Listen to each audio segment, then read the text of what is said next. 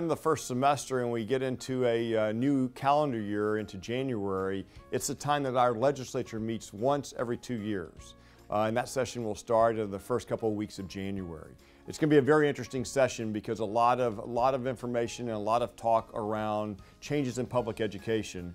And in Spring Branch, we've been very engaged in those discussions. I think there's really kind of two things they'll be working this session around public education: academic issues and finance issues. My belief on the finance side is you'll see very little change there. The lawsuit's still going on. As you know, Spring Branch is a party to that lawsuit.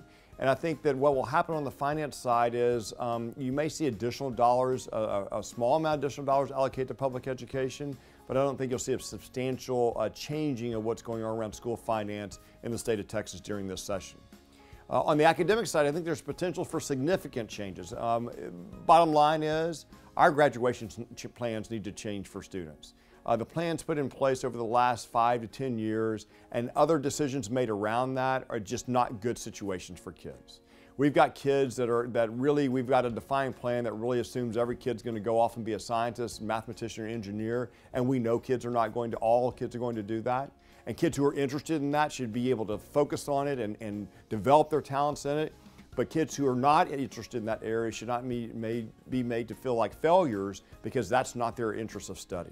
And so I'm really excited about some discussions going on about changing graduation plans, providing flexibility for kids to customize in areas of interest, for instance, in humanities and fine arts, in the distinguished route in STEM, science, technology, engineering, and mathematics, and also in business and industry. I think there's some great opportunities here to get graduation plans in place that really align with higher ed and allow kids to work on building their talents, which again is one of our belief systems in our new strategic plan, our T24 plan.